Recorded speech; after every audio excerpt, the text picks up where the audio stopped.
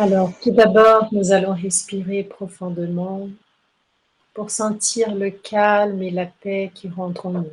Nous nous connectons avec nos amis spirituels de cette maison et nous connectons également avec Dieu, notre Père aimé. Et nous remercions pour l'opportunité d'être là aujourd'hui. Qu'ainsi soit-il.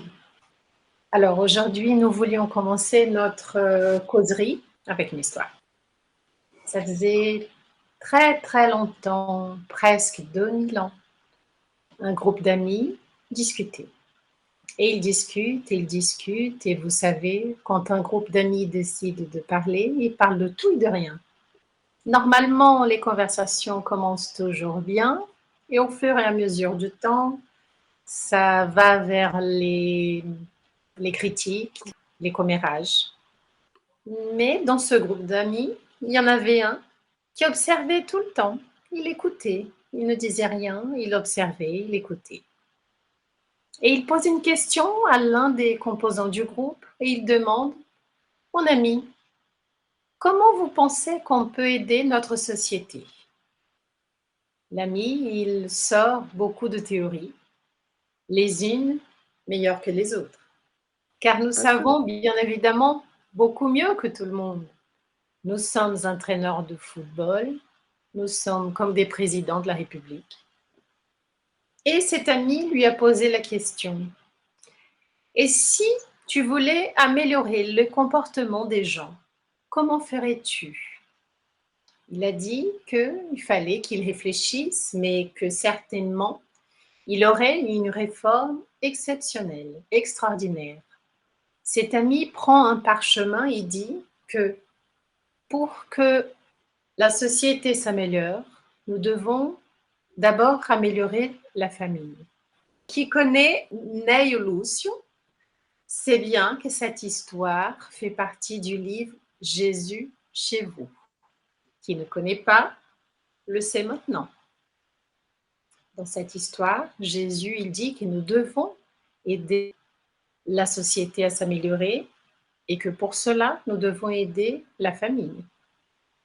Afin de pouvoir aider notre famille, nous devons pouvoir sortir de notre train-train quotidien. Et pour cela, nous devons sortir un peu de ce monde matériel, de ce monde des réseaux sociaux. Sortir de la matérialité et changer les pensées. Alors, quand on s'arrête dans la semaine un petit peu de notre quotidien pour lire un texte de la spiritualité qui nous sort de la matérialité, nous ouvrons une place pour que nos amis spirituels puissent venir en notre aide. L'évangile à la maison, c'est comme un gros nettoyage que nous faisons dans notre maison. Nous nous douchons tous les jours. On espère. Alors, comment ne pas nettoyer notre maison tous les jours, au moins une fois par semaine? Quand nous pensons, nous émettons cette pensée qui reste dans l'air. Et ces pensées s'imprègnent dans les murs, dans le sol, dans les objets, dans toute notre maison. Si je vous demandais maintenant combien de pensées positives vous avez pendant la journée, vous serez capable de me dire qu'ils sont plus nombreux que les pensées négatives? Des pensées, des critiques, des peurs, des pensées violentes, tout type de pensées restent imprégnées dans notre maison. Et l'évangile à la maison permet le nettoyage de ces pensées, de ces sentiments. Il nous apporte les spiritualités supérieures plus proches de nous. La plupart du temps, on veut être bien, mais on se lie avec des esprits négatifs et cela empêche les esprits positifs de s'approcher.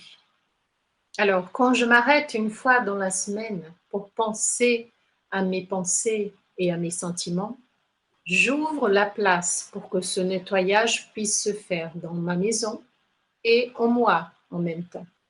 Ce n'est pas un moment d'ouvrir une page, lire et penser: ah, ce message-là, il sert à quelqu'un.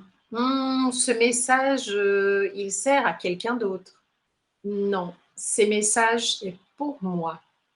et comment je peux faire pour améliorer mes pensées et mes sentiments. Cela paraît simple, c'est juste une fois par semaine. À un moment, je m'arrête, je me concentre et je lis un message. Mais ce petit moment est vraiment très, très précieux, car les esprits, ils viennent de très, très loin afin de pouvoir nous aider. Alors l'évangile, il va faire en sorte à ce que mon âme, va faire que mon âme se libère un tout petit peu de la matière pour voir que ma vie est tellement plus grande. Mon esprit est éternel et précieux. Alors je vous invite à tous, même ceux qui ne savent pas encore faire l'évangile chez soi, à prendre contact avec notre équipe. Ici en Europe, le printemps est arrivé, est bien arrivé. Et normalement, nous avons l'expression le nettoyage du printemps. Et c'est un gros nettoyage très profond, surtout car l'hiver, tout était resté fermé. Alors profitons de ce moment où la nature, elle est en train de renaître pour pouvoir aussi nous donner de nouvelles habitudes. L'évangile à la maison, c'est seulement le premier pas pour notre amélioration et pour l'amélioration de notre famille. Beaucoup de problèmes sont dissous pendant cette lecture.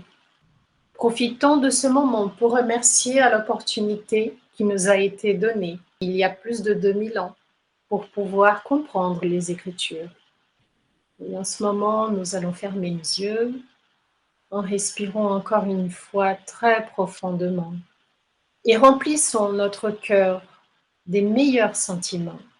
Et comme un gros cadeau que nous donnons à tous ceux qui nous aimons, nous allons donner aussi à toute l'humanité entière, en entourant toute la terre entière en lumière, paix et harmonie, et que tous les foyers puissent être illuminés et puissent avoir la paix.